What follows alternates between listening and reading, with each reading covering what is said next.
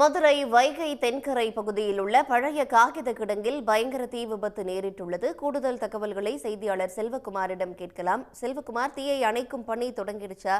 தீ விபத்துக்கான காரணம் தெரிய வந்திருக்கா? மதுரை வைகையினுடைய தென்கரை பகுதி என்பது மிகவும் ஒரு பரபரப்பாக இருக்கக்கூடிய பகுதி. அந்த வைகை தென்கரை சாலையில் இருக்கக்கூடிய அந்த பகுதியில் தான் இறைச்சி கடைகள் அதிகமாக இருக்கிறது. அதுபோன்று இறைச்சி மற்றும் மீன் கடைகள் இருக்கக்கூடிய பகுதி. எனவே அதிக அளவு பொதுமக்கள் இந்த பகுதிக்கு வந்து செல்வார்கள்.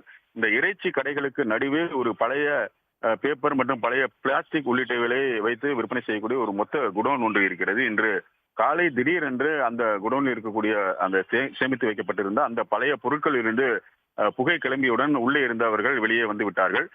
அந்த வாகனம், அதாவது 2 சரக்கு வாகனங்கள் அந்த 2 உள்ளே அந்த குடோனில் பகுதியில் நிறுத்தி வைக்கப்பட்டிருந்தன. அந்த தீ உடனடியாக, ஏன்னா கடந்த சில தினங்களாக தொடர்ந்து கடுமையான வெயில் அடித்துகின்ற வருகிற காரணத்தினால் முழுமையாக அந்த பகுதி முழுவதும் காய்ந்த நிலையில் இருந்ததால் உடனடியாக தீ பிடிப்பதற்கு ஏதுவாக இருந்தது. தீ மளவளவன பரவி முழுவதுமாக கிட்டத்தட்ட ஒரு 15-20 அடிக்கு மேலாக இந்த தீ வெகு வேகமாக பரவி இருக்கக்கூடிய அந்த 2 சரக்கு வாகனம் முழுமையாக எரிந்து சேதமாக இருக்கின்றன. அது மட்டுமல்ல, அந்த பகுதியில் இருக்கக்கூடிய அருகில் இருக்கக்கூடிய ஒரு மரம் ஒன்றும் முழுமையாக எரிந்திருக்கிறது. சுற்றி இருக்க வயர்களில் அந்த தீ பட்டு இருப்பதை பார்க்க முடிந்தது. உடனடியாக தீயணைப்பு துறையினருக்கு தகவல் தெரிவிக்கப்பட்டு அனுப்பானடி மற்றும் தெப்பக்குளம் பகுதியில் இருக்கக்கூடிய மாவட்ட ஆட்சியர் பகுதியில் இருக்கக்கூடிய அந்த தீயணைப்பு வாகனங்கள் 2க்கும் மேற்பட்ட வாகனங்களும் 20க்கும் மேற்பட்ட தீயணைப்பு வீரர்களும் தீயணைக்கின்ற பணியில் ஈடுபட்டு வருகிறார்கள். இந்த குடோனுக்கு உரிமையாளர் யார், எதனால் இந்த திடீரென இந்த தீ பற்றியது, அது குறிப்பாக இந்த காலை தீப்பற்றி இருக்கின்ற காரணத்தால் இது குறித்து போலீசார் தீவிர விசாரணை மேற்கொண்டு இருக்கிறார்கள். தற்போது தீ கட்டுக்குள் கொண்டு வருவதற்கான நடவடிக்கைகள் மேற்கொண்டு வருகிறார்கள். விவரங்களுக்கு நன்றி செல்வகுமார்.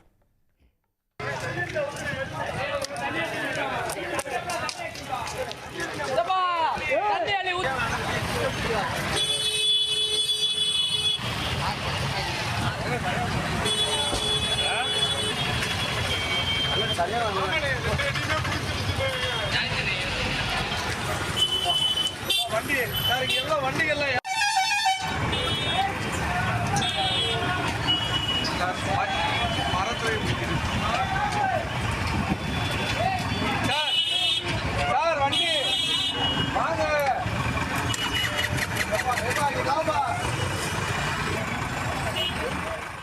உடனுக்குடன் செய்திகளை தெரிந்து கொள்ள சன் நியூஸ் பெல் ஐகானை கிளிக் பண்ணுங்க.